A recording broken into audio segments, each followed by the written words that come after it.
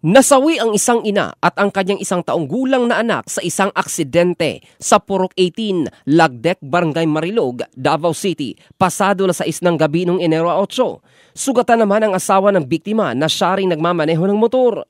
Ayon sa ulat ng Marilog Police Station, magkasalungat ang direksyon ng dalawang sasakyan sa Davao to Bukidnon Road. Papunta ng Davao ang motor na minamaneho ni Marlon Bermanos Baclas, 22 anyos, habang papuntang Bukidnon naman ang van na minamaneho ni Danny Gumamban Casas, 52 anyos, residente ng Barangay 8-A Davao City. Sa salaysay ni Casas, biglang pumasok sa kanyang linya ang motorsiklo ng mga biktima dahilan ng kanilang banggaan. Sa lakas ng impact, tumilapo ng mag-ina na sina Lea Landas Baclas, 19 anyos, at baby Lester, 1 taong gulang.